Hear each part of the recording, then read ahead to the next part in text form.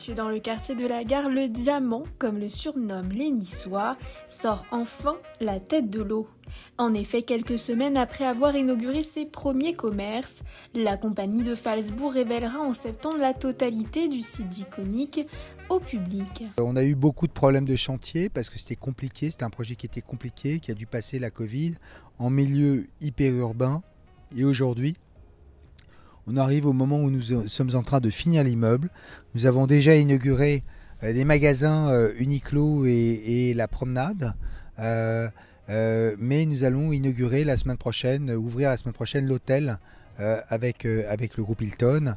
Et puis à la rentrée, nous aurons d'autres inaugurations puisque cet immeuble a une particularité, c'est ce que j'appelle un immeuble ville, puisqu'il y a 8 activités. Parmi ces 8 activités, il y a du commerce, un hôtel, évidemment de la santé avec une pharmacie, etc. Vous avez une promenade sécurisée. Vous avez une grande salle de sport avec Métropolitane, nos partenaires qui sont déjà présents à Cap 3000. Vous avez 2 écoles et vous avez des bureaux.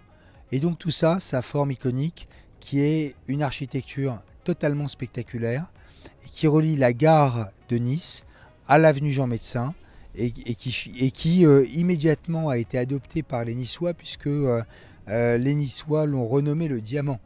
Installé sur 4 étages et proposant 105 chambres, l'hôtel 4 étoiles propose une décoration chic et cosy, signée Karine Journeau. L'hôtel Hilton d'Iconic propose également une offre de restauration grâce à son restaurant Pesca, un concept venu des Pays-Bas autour des produits de la mer. J'ai eu la chance de faire partie du jury, où on nous a présenté plusieurs projets.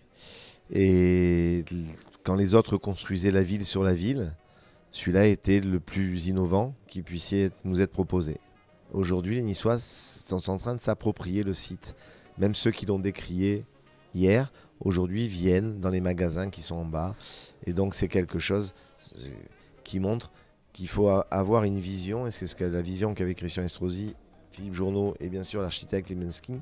Parce qu'on est vraiment sur quelque chose de futuriste, mais qui s'intègre parfaitement à une ville comme la ville de Nice.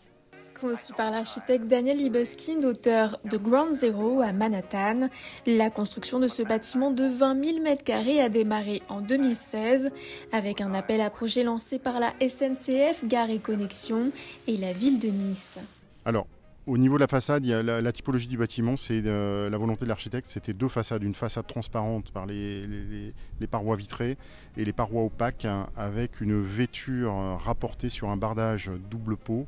En vêture inox, donc des tôles d'inox polymiroir brossées dans 2 directions pour accrocher la lumière, qui sont ensuite trempées dans des bains de chrome et par phénomène d'électrolyse on dépose du chrome sur la tôle qui lui donne une irisation et une colorisation. Quand on récupère les tôles ensuite on les travaille en faisant des soillages puis des pliages à la cote demandée en fonction des plans et ensuite elles sont posées par clipage sur le bâtiment.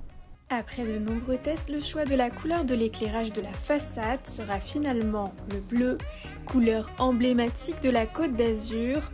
D'autres jeux de couleurs pourront néanmoins être imaginés à l'occasion d'événements particuliers.